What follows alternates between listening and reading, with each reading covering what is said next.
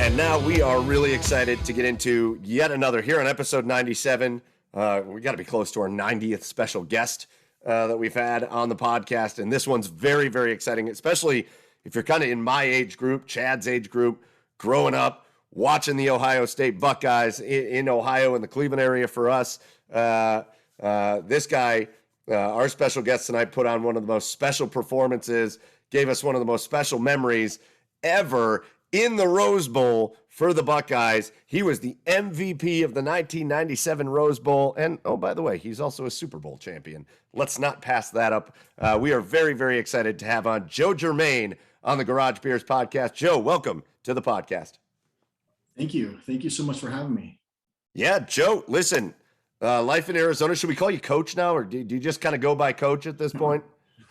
I am coaching, and there are a lot of people that do call me coach. Yes. But whatever you'd like to call me, it's an honor to be on your show. Oh, Joe. Now, Joe, as soon as we announced that you were coming on the show, my buddy messages me and says, "You want to tell Joe? You want to brag to Joe how we ran him out of town?" This buddy of mine coaches at Castile, so we just decided to talk a bunch of smack. I told him to shut up. Who's your buddy? Shut up. Who's your buddy? Sean Inkervaya. Oh, okay, yeah, okay, yeah. Castile, yeah, they're a real good program out here in the Queen Creek area, and yeah, we did play them when I was coaching at Queen Creek High School last year. We did play Castile, or 2 years ago, I guess it was. They did beat us. But since then I started coaching at Mountain View High School this year. So different school, but yeah. Yeah. So anyways, we try not to, sometimes we have to remind Chad that we don't usually open the show with the trash talk, but sometimes he forgets and just starts chucking the trash talk. My bad. Yeah. Hey, what goes around comes around, you know? Uh-oh. Exactly. They lost this year. They lost to him this year. That's what he gets. Oh, there you go. There it is. But anyway, sorry, John. Let's get in. Let's talk your football journey. For a little bit. You're coaching at Mountain View now. You played at Mountain View. You were a record setter at Mountain View. You were a 3-year letter winner, football, baseball, basketball. But you didn't start at quarterback until midway through your junior year, and you set all kinds of school records, throwing for almost 4,000 yards. 39 touchdowns. You were, deadly accurate your senior year, but then you get drafted by the Colorado Rockies as a Major League Baseball prospect. So when was football always kind of a back burner thing? Like, when did that become the priority for you? And what happened with the Colorado Rockies situation? Yeah, you did your homework. That's a lot of good information you provided there. That did happen. Yeah, that did. To be honest with you, I think it was a little bit opposite for me. I played all 3 sports through high school, growing up and all the way through high school, which I think is not done often these days. It seems more and more kids are specializing these days, and more kids, back when maybe we or I for sure were growing up, we played more than one sport. But even though I was playing football, baseball, and basketball, I was always a football guy. Okay. That was just kind of in my blood, was football. And I did play baseball. I did get drafted by the Rockies as a pitcher out of high school. Had the opportunity to take that route, but because of my love and passion for the game of football, I chose to go that path instead of baseball. So that was the right decision for me. There are times though where I do kind of sit back and wonder, had I gone the baseball route, how that would have turned out. The Colorado Rockies were a new franchise at the time. Maybe their minor league system was, maybe a little bit less, or I don't know the dynamics of really kind of going through the minor leagues, because I didn't do it, but maybe there was a shorter path to get to the major leagues that way. But yeah, I wouldn't change my football experience for anything, and I'm still able to be a part of the game as a coach right now at the high school level, and so it's a love of mine. So Joe, you're sitting there decked out in your Mountain View gear. It's pretty sweet, actually. I love the hat. I like the orange and the blue. It looks good. But I'm very interested in this because Chad and I spent a lot of time around high school football. We broadcast high school football, and it's like a pet peeve of mine. but you're a coach, so I'm interested to hear your perspective on it. You grew up as a 3-sport athlete, right? You're playing basketball and baseball and football. And now, like you've said, we're running into the situation where it's you probably have seen it a lot. You probably know different programs in different schools where they put a lot of pressure on kids. If you're going to play football, you have to play football. If you're going to play baseball, you better be playing year round.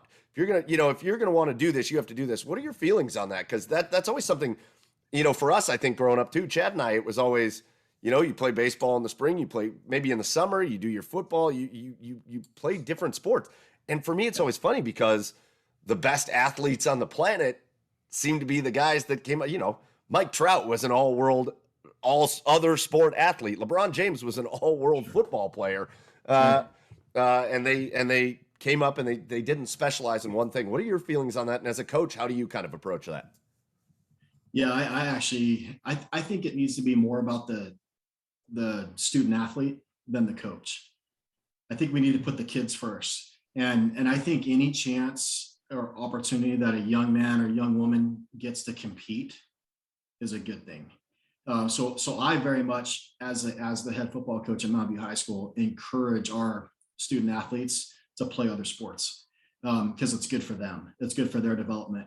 And so I support that. But there are other coaches that coach other sports that don't like that. They want them in their whatever program other than football year round so that they can kind of train their guys. And I get it.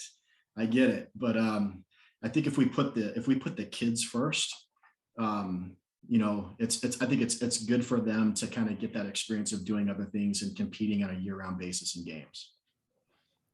Now what does it now in your eyes, what does that do, being a multi-sport athlete, do for a kid instead of focusing on one sport? I think it just makes them more of a well-rounded athlete. I think they get the opportunity to be around other coaches, to learn other disciplines, but just to be in game situations. We in Arizona, we play 10 regular season games, and if we're lucky, we get to play 4 postseason games, including the state championship here. So that's 14 games, right? And it's wonderful. But if they can go out and play 25 basketball games and 25 baseball games, or compete in track and all that kind of stuff, all those opportunities and live situations to be able to go out and compete and turn on those things, I think that's just going to help them when they come back around for football season. The fact that they got to compete in a live pressure type situation, you can't practice that. Yeah, I love that. And what we see in different high schools is where things really get successful is where those coaches start working together too. The baseball coach works with the football coach, and they know the players on both sides, and they know how to coach them, and they work together, and the basketball coach and all that. So I think that's always been a thing for me is we'd all love to say, I'd love to say my kid's going to grow up and be the next Joe Germaine and play quarterback at Ohio State, but it's not a lot of kids get to do that. And so to give them that well-rounded experience, I think is awesome. Speaking of your journey to Ohio State, you didn't take. We're very used to at this point. You know this as a Buckeye. We're very used to this story with Ohio State at this point. 5-star quarterback. You bring in 3 of them, and you're bringing in all these highly touted, recruited players. Joe, you coming out of Mountain View there, you weren't the most highly recruited guy. You weren't the most the top prospect. You had, from what we saw, was it Northern Arizona, I believe, was on the table, but then, you were doing like a mission trip, and that caused a little bit of an issue there. And you wound up at a community college where you had to play a little bit before you made it to Ohio State, and then you transferred over to Ohio State. So, coming out of high school, what was that process like of getting to Ohio State, and how's it different? How is it different for you than what you see today with recruiting? Well, recruiting is, man, it's quite the experience. Much different nowadays than when I went through it in the mid-late 90s. I'm kind of seeing it from the coach's perspective now. Yeah. So it's crazy. You didn't do signing day, and you weren't like throwing hats around and stuff like that. even if they did have that back then, I didn't get to participate in that. No way. I did. I took the long road for sure. Out of high school, Mountain View High School is in Arizona, one of the great traditions of high school football. Our school has won 8 state championships in its history, which is the most in Arizona football, in the big schools. But the great program that it is, what it hung its hat on, what it was always known for is great defense, kind of hard, physical, tough-nosed football. So we didn't throw the ball a lot, especially when I was there playing. We didn't throw the ball a lot. So didn't really get a lot of experience and didn't get recruited because of that. So no offers at all out of high school for me. So went to junior college, played at Scottsdale Community College. And just for one season, I was an academic qualifier. So after one season, I went there, and that's where I had the opportunity to, throw the ball 40 times a game, in a kind of a more pro style system, wide open system, and had some, amazing athletes and wide receivers around me. I will forever be grateful for the junior college experience and the junior college opportunity. Those athletes that get to play that changed my life. And because after one season, I had the opportunity to get a scholarship for Ohio State. I'll never forget getting that voicemail or that call, from John Cooper, who was the head coach at Ohio State at the time, and basically him telling me, "Hey, we want you to be a Buckeye." And I went from an artichoke to a Buckeye. An artichoke? So I mean, there's I want one of those hats. Two things to be happy about. Had this awesome opportunity to go to Ohio State, and I wasn't, and the name, the Buckeye name, was a lot more powerful than the artichoke name. So yeah, it was quite the ride. Was it, Joe? Was it like out of the blue, or was it like had you had conversations with Ohio State before? Was it a surprise to you? I mean, growing up out here in Arizona on the West Coast, I mean, obviously you're aware of who Ohio State is, right? But it wasn't a school that I followed. It wasn't a school that I always wanted to go to. It was just, hey, they Larry Coker is really interesting. Larry Coker was the defensive back coach at Ohio State, and he was the one that recruited me and offered me. I went back for a visit. I got to see it, and that's when I was just like, holy cow, this place is unbelievable. I don't think the people on the West Coast truly understand what it's like at a school that has the tradition like Ohio State, and very many, if any, kind of has the tradition of Ohio State. And so just to go back and experience that's when I was like, okay, yeah, I want to be a part of this. When that offer came through, I knew that's where I wanted to be. Now, okay, so you get in there, as a transfer, and you start to back up Stanley Jackson. But really, I mean, it wasn't really a backup, as you guys shared. You shared a lot of time.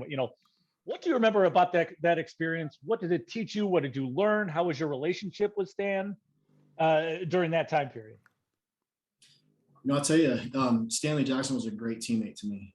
And I have all the respect in the world for Stanley Jackson.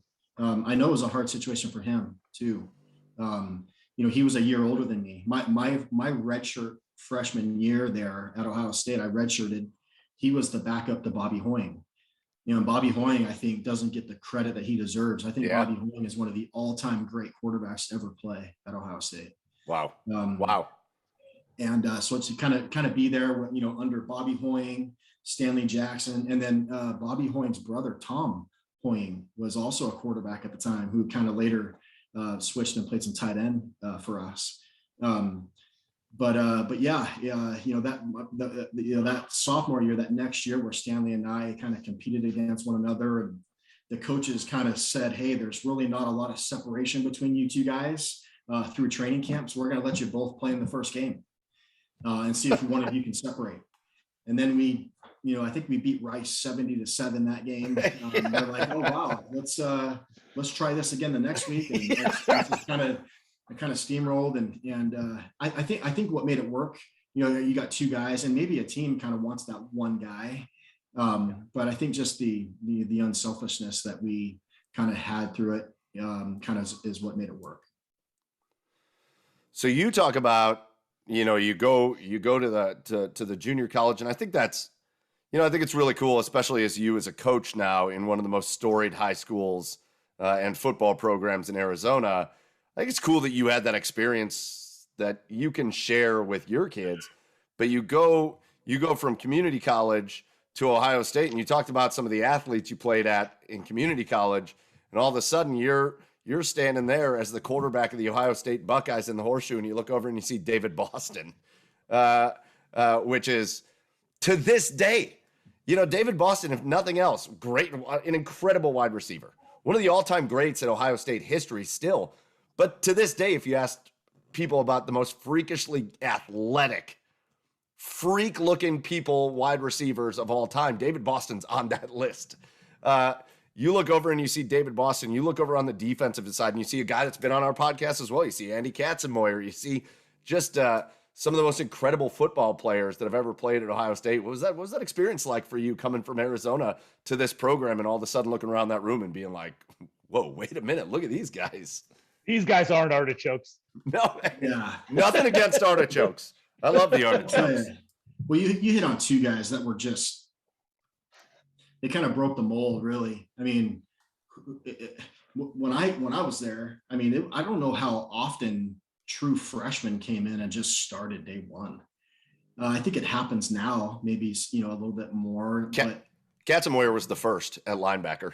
He was the first. And then how cool is it that here's this young freshman coming in, he's the middle, there's certain positions that are a little bit more prestigious maybe than others, but the middle linebacker from Ohio State, I mean, that you're a dude, right? And he comes in as a freshman, and then he wears number 45. Right. I mean, Archie Griffin, as a true, I don't even know how many years prior to that number was even worn. And so, and then David Boston, I mean, that guy is just, man, what a stud and what an awesome teammate. Both those guys were just great guys. But how about this? How about my first year there as a redshirt freshman? I'm kind of in the same locker room as Eddie George. Right. And then, what? And then Ricky Dudley. Oh, I mean, those are guys like if we're walking into the shower and I'm like, and those two guys are going in there, I'm like, yeah, I'm just gonna wait. I'm not gonna shower. I mean, they're just cut from a different cloth. Like, which one did you want, sir? Which one did you want? Yeah. Like, hey, yeah, I'll just wait. I'll just wait until you guys finish. Oh, I was just here to hold your towel for you. We're good. And our locker room was littered with just crazy athletes like that. Man, oh man. All right, so I want to talk about, we just talked about the players. I want to talk about Coach Coop for a second there, Joe. Unfortunately, despite all of his winning, because Coach Coop won a lot of games, way more than he lost at Ohio State, way more than he lost. But unfortunately, what you're remembered most for at Ohio State is if you beat the team up north. And obviously Coach Coop did not do that a lot, but you were part of probably the biggest win. The biggest win of his two that he had against Michigan. What are some things that listeners and fans and Buckeye fans need to know about Coach Cooper that really I don't know what you want to say, that they might not know, like maybe some misconceptions that fans might have missed about Coach Coop, because like I said, what he's really remembered for is his record against Michigan, when really he's one of the winningest coaches in Ohio State history. Yeah, no, I think you're right. I think he was an amazing coach. I mean, everywhere he went, he won. He was successful. He built programs and led programs to championships. I remember being in Arizona when he was the head coach for ASU, and he took ASU to the Rose Bowl in 1986 and beat Michigan in the Rose Bowl when he was the head coach of ASU. And maybe that's one of the reasons Ohio State was like, hey, let's bring this guy in, because I think the next year or so he went to Ohio State. I loved playing for Coach Cooper. I think he's a great man, a great family. I will forever be indebted to him for giving me the opportunity to be a Buckeye. He's a great coach. He's a great recruiter. He always brought in, look at the first round draft picks and the talent that Ohio State had, all the years that he came through there, the Randall McDaniels that he did at ASU. Look at all the talent that he brought in there. Speaking of linemen, Orlando Pace, how great was that guy? As a Buckeye, one of the teammates I got to play with. So I think just the caliber of young men, the talent that he brought into Columbus. He won a lot of big games there. But you're right. I think the lack of success that we were able to have during that time frame against Michigan, I think all of us will kind of be known for, not just him. I do feel grateful that, that 1998 game against Michigan under Coach Cooper's leadership, we were able to, get a great win in the horseshoe against Michigan that day. Let's talk about that game for a second. Did you did it just feel like a 10,000 pound weight just came off of your guys' backs that day after when that clock hit 0 in the fourth quarter? Absolutely. Yeah. I mean, it is the biggest game of the year. It's a special game. I'll tell you, I actually had the opportunity, after my playing days at Ohio State, to be a part of some Ohio State, Michigan fundraising dinners where they get a few players from both teams to speak at it. I got to speak at a couple of those, and it's so, when you're playing in it, and maybe from the fans' perspective, I mean, there literally is a hatred, between the two campuses, the two schools, and we don't even say their name, right? Right. But you know what? From the player side, it's so awesome to be a part of that, because it is the greatest rivalry, and I firmly believe that it is. But there's just this respect that you have for both programs, for just being able to know that you were a part of that rivalry, and that lives with you for a lifetime. But to win the game that day, it was huge, because we hadn't beat Michigan in a long time, and we beat them in a convincing fashion. And it was at our home stadium, which was even more special. And then also, if you think just a couple of weeks earlier than that, we had a really good team that year, and we got beat by Michigan State at home. And so to kind of get that bad taste out of our mouth a little bit with a really, really big win was huge too. Well, yeah, you were part of, if I'm not mistaken, right? You were part of, I think you were talking when you first got there. Was that the Citrus Bowl year? Yep, that was we got beat by Michigan. Tim Biakabatuka ran for over 300 yards against us. Don't even say that name. Don't even say that name. I know. We played against Peyton Manning in the Citrus Bowl. Yes. So you had Citrus Bowl, you had Rose Bowl, and then I think you had 2 Sugar Bowls, right?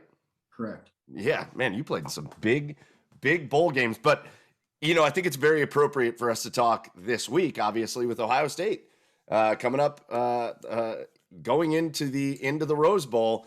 You got to be a part of the Rose Bowl. First question I have for you is, do you think the Rose Bowl still has the same kind of luster to it as it did back then? Because I'm not sure. I can't tell in my head if I think it does. I think now other teams kind of play in it, and it's not just that, like, it was like you had the teams playing for like a title, and then it was like the Rose Bowl, and that's how it felt every year. And I don't know that I feel that, even though I do feel it has obviously the grandeur and all that. Do you feel like it still has that same feeling to the Rose Bowl now than it did when you played in it? That's a really good question, isn't it? I mean, with the BCS and the national title and the playoffs and that it has kind of changed the dynamics a little bit of college football, and I think it's a good thing. I really do. Yeah. But I do think that, all things considered, you compare, it's always a privilege to be able to play in a bowl game, a postseason game, for any school, whatever it is. But the Rose Bowl will always still be the granddaddy of them all. Right. And I feel that way. I think it is a little bit skewed maybe because, you even hear, some teams, even Ohio State, are they even going to be up for this game? Because they're not playing for a national title this year. That's crazy to me. I can't understand that at all. To play in any bowl game is great, but I think, winning a Rose Bowl, being Rose Bowl champions, man, that is pretty prestigious, and that's a lot to play for. Well, who better to talk about that than you, the MVP of a Rose Bowl? How does that still stick with you? And as an athlete, and I love especially football players, but I guess kind of everybody. You guys are all so built, and you're a coach, so you have to do this. You're so built to talk about the team and what the team did and what the guys around me did. And that's how it should be, because with a bad team around you, you could be Peyton Manning and you're not going to win any games. You got to have a good team around you to do what you were able to do. At the same time, like when you look back, is it a little surreal to be like, yeah, I was the MVP of the Rose Bowl? Yeah. I mean, it does seem, it is, it's pretty incredible. It is an unbelievable honor for sure. A number of years after I got done playing, I think it's probably maybe, 10, 15 years ago now. My mom and I got in the car in Arizona and we drove to Pasadena to watch ASU play against UCLA. Yes. Just a regular season Pac-12 game. But one of the main reasons was, all the Rose Bowl MVP names are on a plaque outside of the stadium at the Rose Bowl on the stadium. Wow. Nice. And so, that was really cool for my mom, because the last time she was there and I was there was that game, our 1997 Rose Bowl game that we won. So to go back there years later, kind of much after the fact, but so cool. Know that my name and Ohio State's name in 1997 is on a plaque outside of that stadium. That was really humbling, and a great experience for my mom and I to go back and see. And I was actually just talking with Walt Harris. I don't know if you guys remember that name. Yeah, absolutely. Walt Harris, he came to Ohio State in 1995. He as a coach, quarterback coach, offensive coordinator, but he came to the Ohio State from the NFL. He was an offensive coach with the Jets. Mm-hmm. So he kind of brought this kind of NFL passing system to Ohio State, kind of opened us up a little bit more pro style, I was just talking on the phone the other day, and one of the things that he did after that Rose Bowl game was done, I was MVP. There was two people at the end of the game that were last in the locker room to leave, and that was me and Luke Fickell. And if you remember Luke Fickell, yes. not to get off course here. No, go. Luke Fickell, he played that whole game with a torn pec. Yes. I mean, how tough you have to be to do that.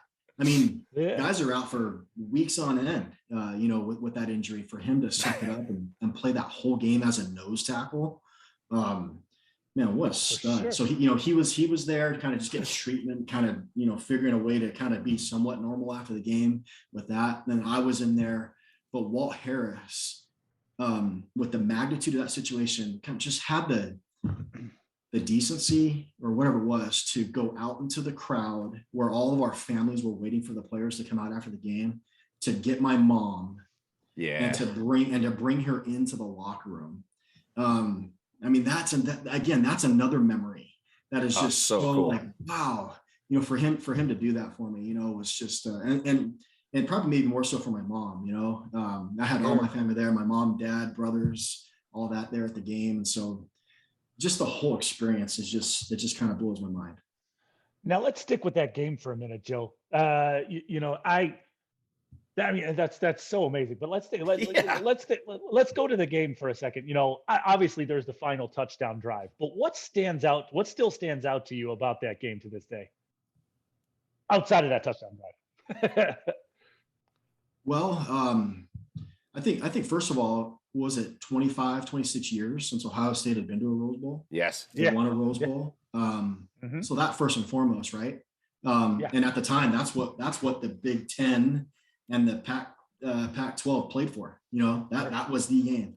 So you talk about the prestige of it. But then also for me personally, I grew up in Arizona, and I was a season ticket holder to Arizona State football. Yes. And the fact that we played against Arizona State, just that dynamic, right?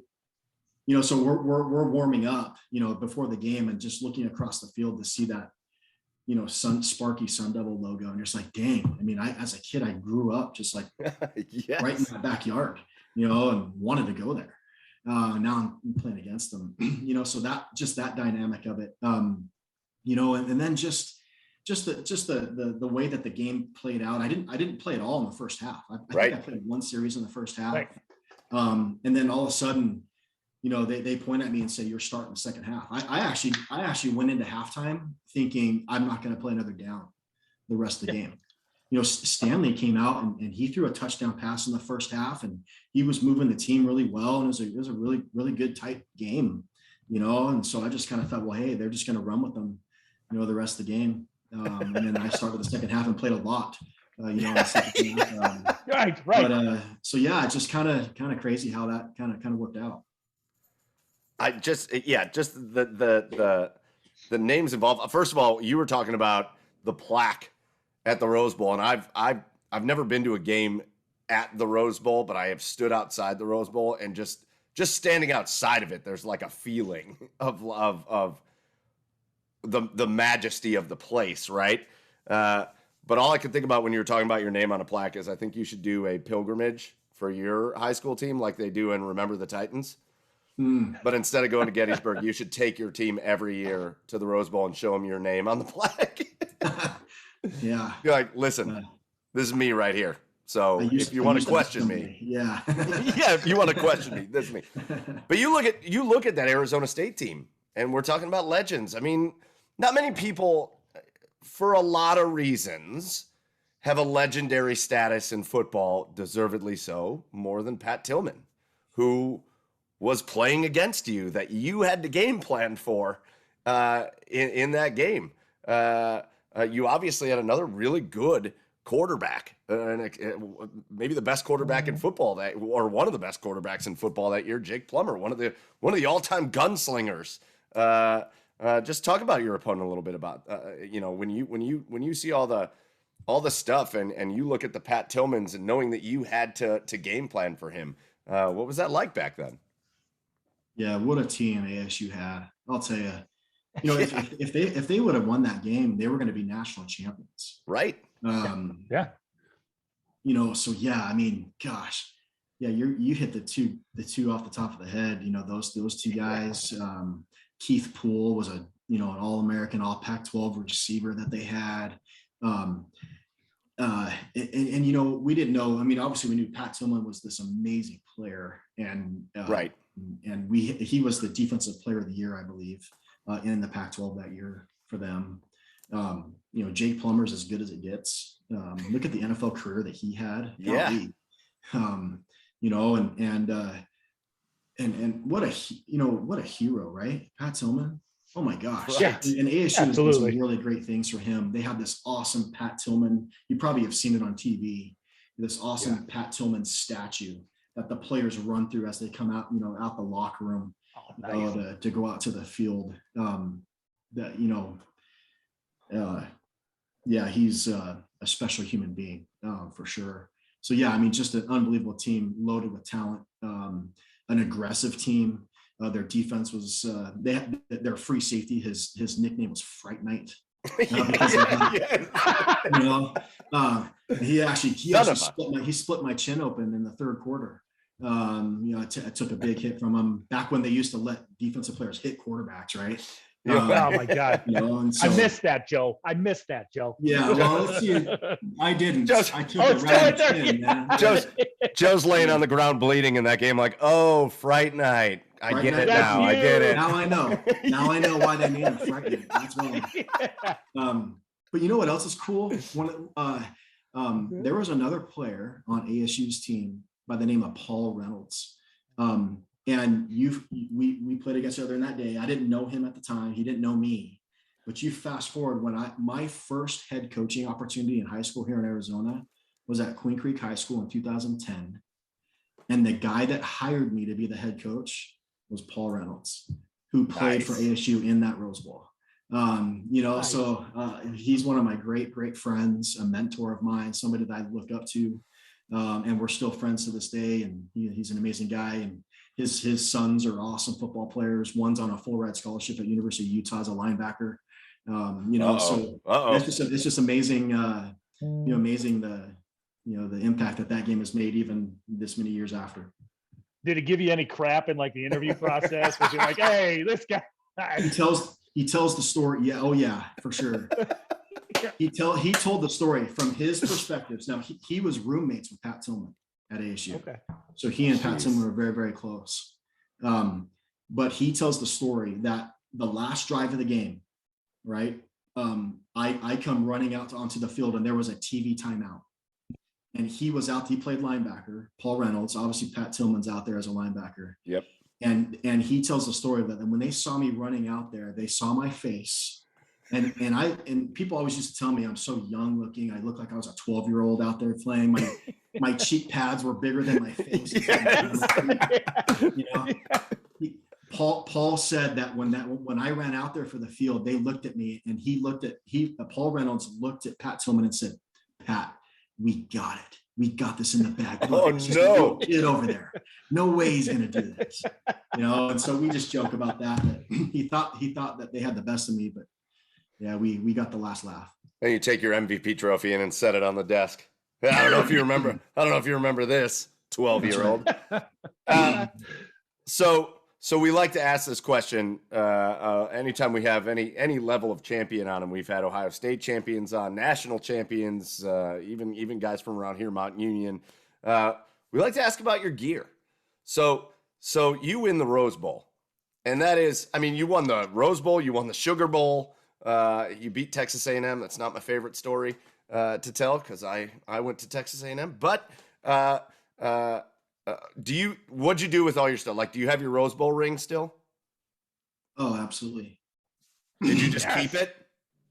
Absolutely. Yeah. Oh, yeah. Those are cherished items of mine. I was able to have a Rose Bowl championship ring, a Sugar Bowl championship ring. And both those years we were Big Ten champions as well. I was fortunate to be the Rose Bowl MVP. So obviously that trophy is very near and dear to me. Then my senior year, I was also voted Big Ten most valuable player, right. And so just to kind of have that trophy from the Big Ten conference as its most valuable player is quite the honor. Those things, we just moved homes and I haven't really got anything set up, but I do have like a little Buckeye room, nice. with all my stuff in there, those are very, very cherished things for me.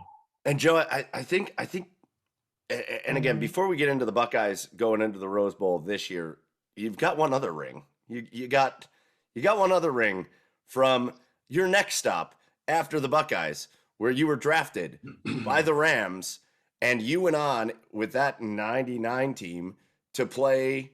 You were a backup. You backed up Kurt Warner. One of the great stories, and I'm interested in hearing a little bit more about that. One of the great stories ever, Kurt Warner. I think they're coming out with a movie. I think Chad wants to ask about that. But you play in one of the greatest Super Bowls. You play in one of the best Rose Bowls of all time. And you play in one of the greatest Super Bowls of all time, where the Tennessee Titans come up about this far short of scoring a game-winning touchdown, and you get a Super Bowl ring in that game. What was your Super Bowl experience like, and what was it like to play with the team that was the greatest show on turf? The greatest show on turf. Unbelievable. Yeah. When I was drafted by the Rams, the St. Louis Rams, that's how long ago it was. It wasn't that long. You're not that old, Joe. It wasn't that long. But at the time, the Rams were the losingest team of the decade. Yeah. And you're just like, wow, okay. And the beauty of the draft, the beauty of free agency. That next year, 1999, we're Super Bowl champions. It's one of the great stories, I think. I mean, look at talk about players, right, at Ohio State. You talked about Kurt Warner. I mean, unbelievable story. You're right. Unbelievable player. One of the toughest quarterbacks I think I've ever been around. But then look at the guys around him. Orlando Pace, Hall of Famer, right? Yeah. Isaac Bruce, Hall of Famer. Torrey Holt, going to be a Hall of Famer. Absolutely. You had a slot receiver that nobody could cover named Oz Akeem out of San Diego State.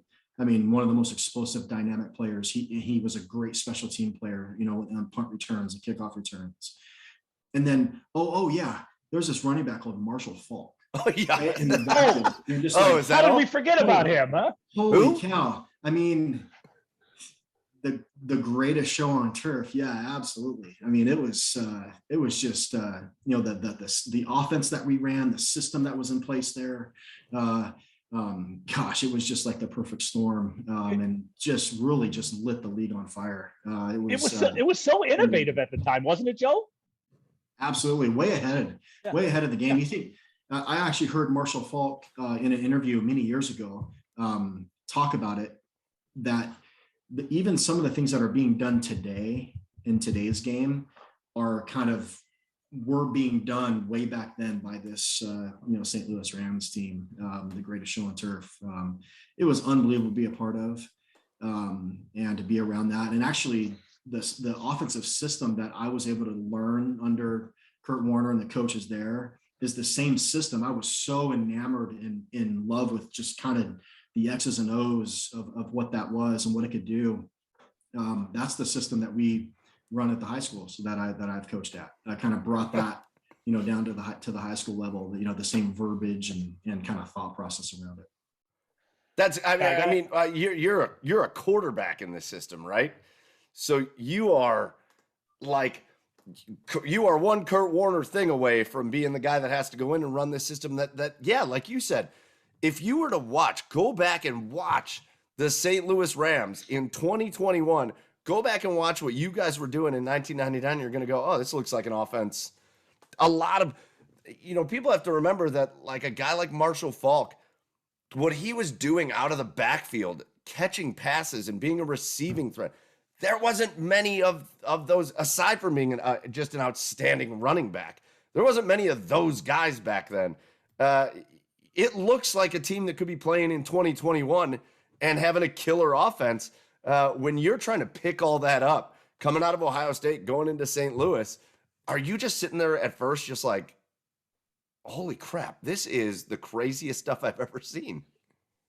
Yeah, absolutely. I think every player in some form or fashion making the jump from college to the NFL kind of experiences that gap, and the learning curve is different for some players than others.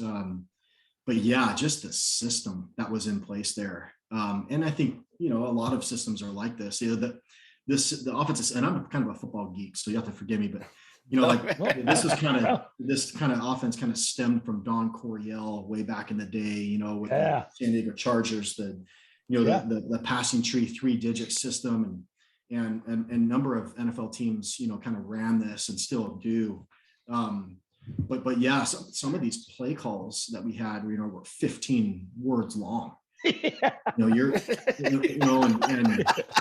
stepping into the huddle and you're just rattling off these words and I can remember like my first mini camp there. It's like just trying to call a play was let alone having to go up to the line of scrimmage and try to read a defense and try to get a completion. Just getting the word out of your mouth was difficult. But yeah, I think it was they definitely, there was unbelievable players, unbelievable talent, but there was a system and a coaching staff in place there that kind of raised the ceiling of those guys to, it was just everything kind of working out, for the ultimate good. Now my next question is a two-parter here, Joe. So, you played with Orlando at the Buckeyes. Did he kind of, when you first got drafted, did he kind of latch onto you at all and say, "Hey, here, let me show you, show you the ropes a little bit, how it is to be a pro"? And number two, do you remember any play calls? Because I would love to hear one of them. Oh yeah. Orlando Pace is, one of the all-time greats, obviously, and he and I guess were similar in one way, even though he's way more talented than me. We were both kind of quiet guys, didn't really say a whole lot. Neither did he. But you always knew that he was, gonna be there.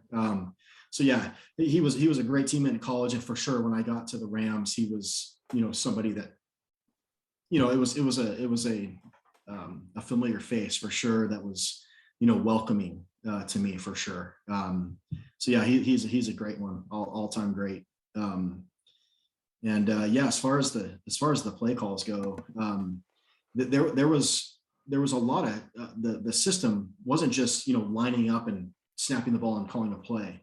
There was a lot of pre-snap shifts and movements and motions and all that kind of stuff to try to get the defense on its heels a little bit and kind of not to be able to know what's coming, right? And so just simple things like fit to twins wide open, motion, quick scat, 239 F flat, H sneak, that's the play, and in this system, the quarterback tells everybody what to do. And that whole string of words right there, a couple words mean something to the offensive line. A couple words mean something to the receivers. A couple words mean something to the tight ends and so on and so forth. And the quarterback has to know it all, right? And there's other systems out there like the West Coast offense, where they just do code words, right?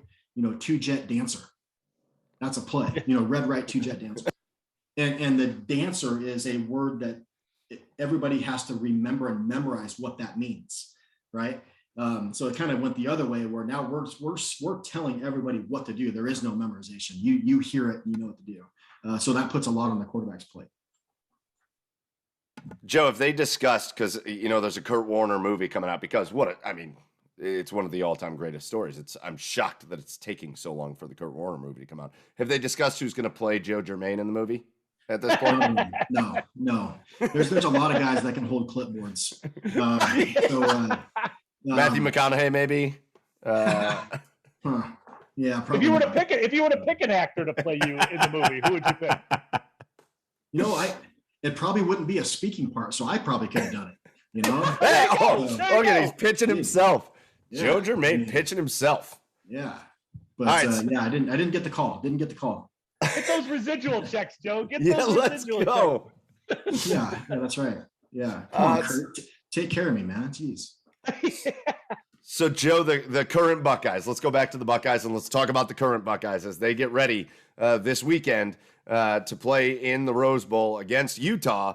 The first thing that happened, a bunch of opt-outs, which I think we should be seeing that stuff coming now, especially guys like Garrett Wilson and Chris Olave. And there's a lot of guys on the Buckeyes that are primed and ready to be top draft picks, right? First round, second round draft picks. And then we've seen in bowl games in recent past, we've seen some pretty gnarly injuries that have caused first round draft picks to turn into fifth round draft picks. So you're starting to see some opt-outs more and more. What are your thoughts as you see that going on? Yeah, I guess I straddle the fence a little bit. I can see the player's perspective. I can see, they had this amazing opportunity, to go to the NFL and live a lifelong dream of being there, and they don't want to, jeopardize that. But they also are part of a team that, they made a commitment to that has done a lot for them to give them the opportunity to be there and to have this opportunity to go to the NFL. And almost like they owe it to their teammates, to kind of, be there for them and play with that. I wonder if these guys that are opting out, which I don't fault them for it, I understand. If Ohio State was playing in a national semifinal right now for a chance to go to the national championship with these guys play, sure. What's the difference? So I kind of see both sides of it. but I wish they were playing. I wish they, finished what they started, and finish this thing with their teammates. I would love to see that. With that being said, one of the funniest things, when you start talking, especially the top two wide receivers will not be playing in the Rose Bowl.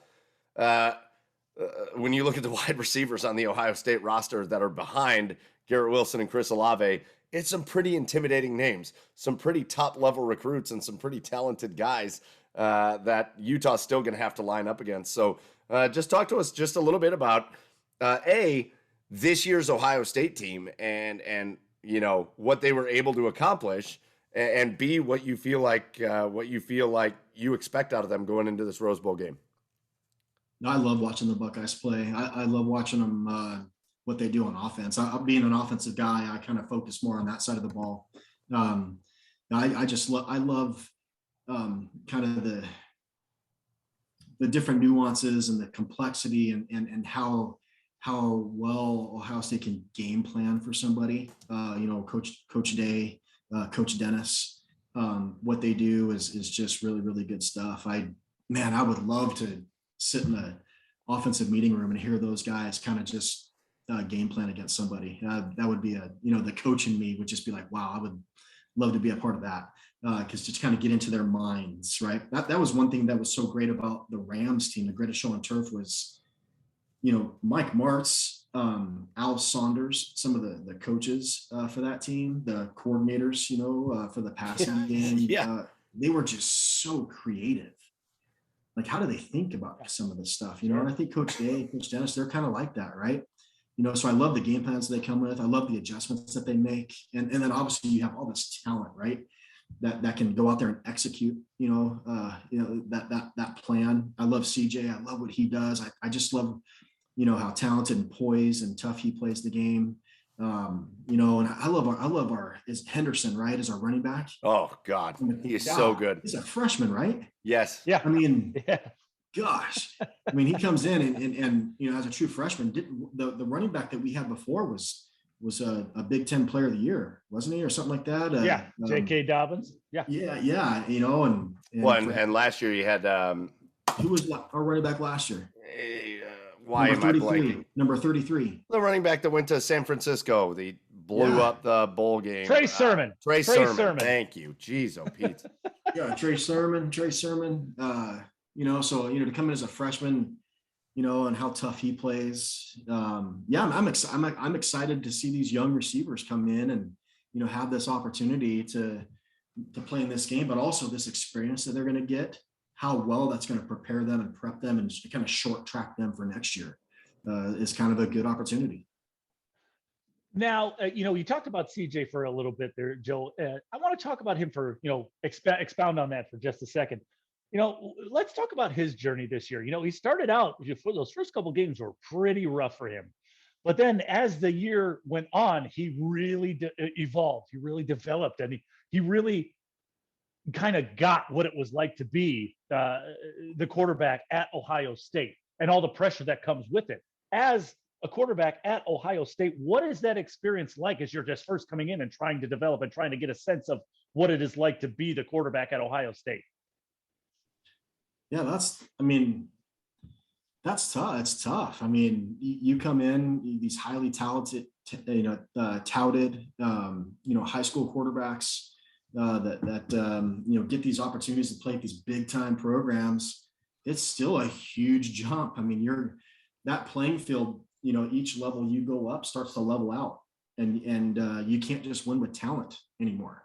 You can't win with just being bigger, better, stronger, faster than the guy across from you, because he's that same 4-star, 5-star guy that you are, So now you start winning with above the neck stuff, and that takes time. And the only way that you can really get that is just, through experience, and that just gets you out in the field playing. So sometimes these young guys, as he's a freshman, a redshirt freshman, it's going to take him some time just to get the feel for this live game scenarios. And I thought the good thing I love about, and I'm definitely from the outside looking in, but looking at Coach Day I think he knows how to protect quarterbacks. He's a quarterback guy.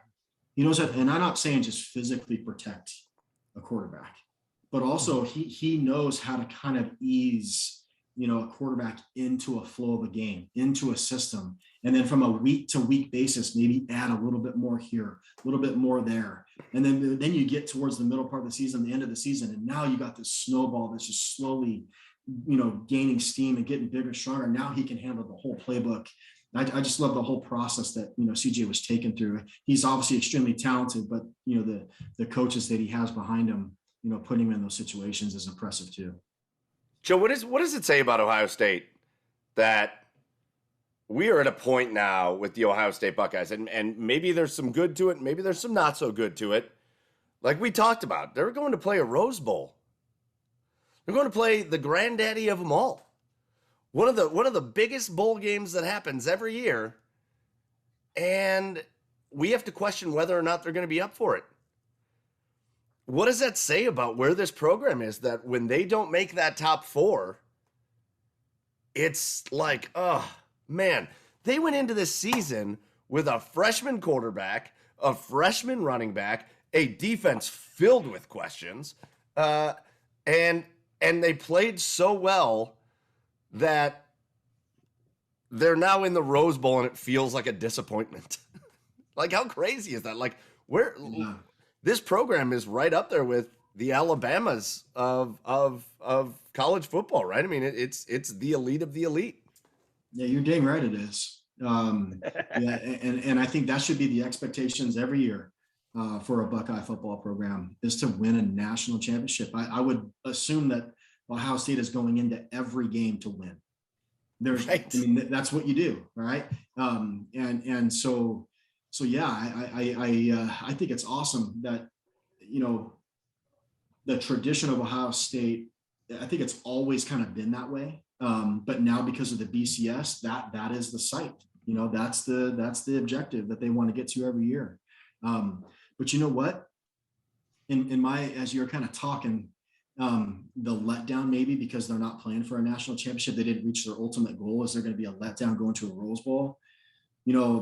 That name, that helmet, that logo that you're wearing, that you're representing, it's bigger than you. It's bigger than each one of those players that are on that team right there. So they have the obligation, no matter what game they're playing in, to go out there and represent that to the utmost of their ability.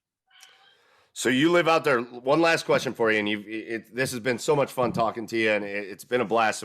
But we don't want to make you feel like we're keeping you all night. One last question: you live out there in Pac territory. You're an Arizona guy, and the Buckeyes are going out there to play the Utah Utes, who are the Pac champions out there. I don't know what to call them anymore. Pac-10, Pac-12, Pac-100. It doesn't matter. The Pac champions. They're going out to play Utah, who finished the year as one of the hottest teams in college football, steamrolled through Oregon in the Pac championship game.